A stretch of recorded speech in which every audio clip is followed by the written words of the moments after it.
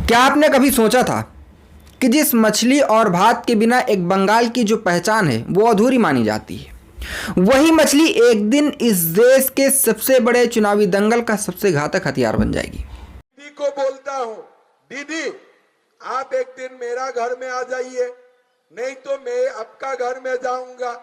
Table में बैठ के दोनों मांस खाने का कंपटीशन करूंगा। आप भी खाए जाओ, रोहू इलिश आप भी खाते जाओ, मैं भी खाते जाऊंगा।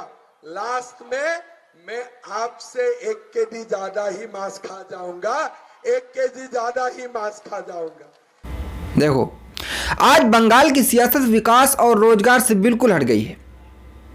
विकास और रोजगार से हटकर सीधे आपकी खाने की थाली पर आकर टिक गई है।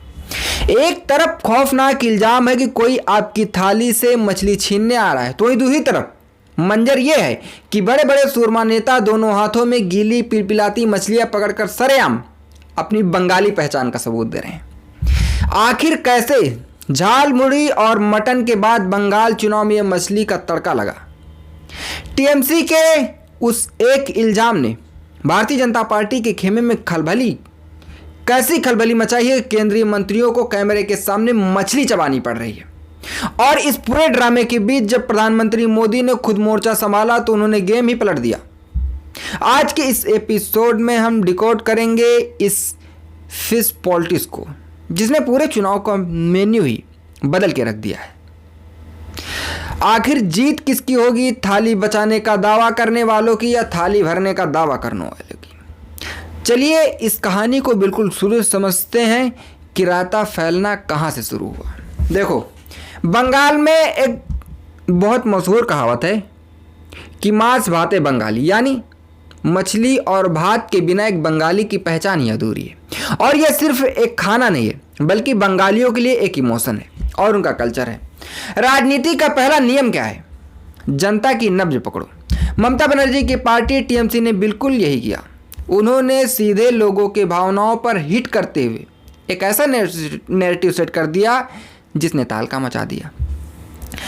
टीएमसी ने खुले मंच से सीधे सीधे ये इल्जाम लगा दिया था कि अगर बंगाल में भारतीय जनता पार्टी गलती से भी सत्ता में आ गई तो बंगालियों को मछली, मीट और अंडा खाने से रोक दिया जाएगा। अब बात खाने पर आ गई थी। ममता दीदी ने चेतावनी दे डाली थी कि भारतीय जनता पार्टी बंगाल की लाइफस्टाइल और कल्चर के लिए सबसे बड़ा खतरा है। अब भाई आप खुद सोचिए, जिस राज्य में सुबह की शुरुआत ही मछली बाजार की सौदेबाजी से होती हो, वहां अगर कोई कह दे कि आपकी थाली पर सेंसर लग जाएगा तो कितना बड़ा डैमेज होगा, यह आरोप सीधे दिल पर लगा था। और भारतीय जनता पार्टी ये बात तुरंत समझ गई कि ये कोई छोटा मोटा आरोप नहीं है। अगर इसका काट नहीं ढूंढा गया तो बंगाल की खाड़ी में उनकी चुनावी नैया डूब सकती है। फिर क्या था? शुरू हुआ बंगाल के मछली मार्केट में फोटो ऑप का नंगा नाच। रातों रात भारतीय जनता पार्टी के कई नेता यह साबित करने के लिए होड़ में लग गए कि कोई बाहरी या शाकाहारी हिंदी थोपने वाले नहीं है, बल्कि पैदाइशी बंगाली संस्कृति के रक्षक हैं हम। तो कोलकाता पोर्ट से बीजेपी उम्मीदवार राकेश सिंह की यह तस्वीर देखिए, जो दोनों हाथों में बड़ी बड़ी मछलियां पकड़ते नजर आए। चेहरा देखिए, लग रहा है जैसे कोई जंग जीत कर आए हो। सिर्फ मछली पकड़ी नहीं है, जनता को दिखाइएगा, देखो हम भी तुम जैसे ही हैं। बात यही नहीं रुकी। बैरकपुर से भारतीय जनता पार्टी के कैंडिडेट कौस्तव बागची को देखिए, चटक सफेद और लाल रंग के कपड़े पहने, हाथों में मछली, घर घर प्रचार कर रहे हैं और पीछे ढोल बज रहे हैं, समर्थक जयकारे लगा रहे हैं। पूरा माहौल ऐसा बनाया गया जैसे मछली ही विकास का नया पैमाना हो।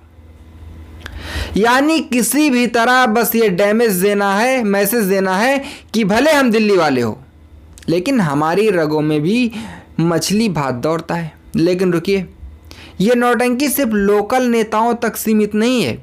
इस फिश पॉलिटिक्स में अब बड़े बड़े नेशनल और रीजनल सुरमाओं की एंट्री होती है।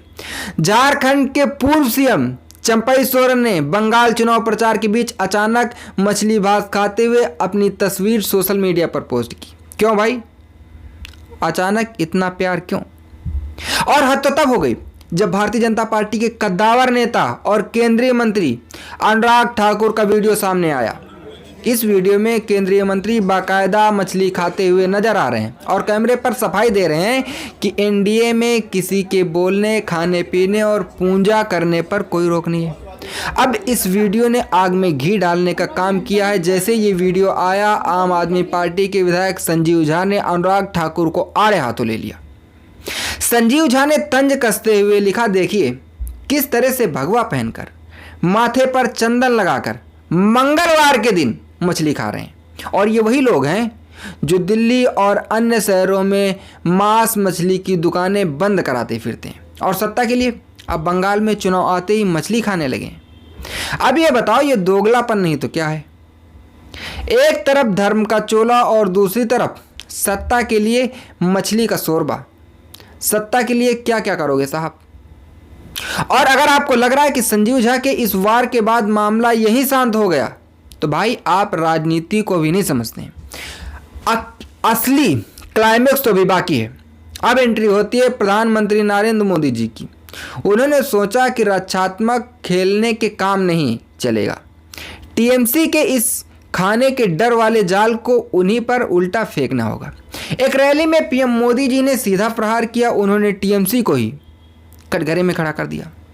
पीएम मोदी ने कहा कि 15 साल सत्ता में रहने के बाद भी टीएमसी बंगाल के लोगों को मछली जैसी बेसिक चीज उपलब्ध कराने में नाकामयाब रही है। आप सोचिए, एक तरफ दावा है कि भारतीय जनता पार्टी मछली छीन लेगी, तो दूसरी तरफ मोदी जी का यह तर्क है कि मछली तो तुम्हारे पास खुद की ही है, बस दूसरे राज्यों से आती है। पीएम मोदी ने सवाल उठाया कि आज भी बंगाल को मछली दूसरे राज्यों से मंगवानी पड़ती है। तो दोस्तों, कहानी का सार यह है कि कुल मिलाकर बंगाल की सियासत इस वक्त पूरी तरीके से खाने की प्लेट पर आकर थम गई है। कभी झाल मुड़ी तो कभी मछली।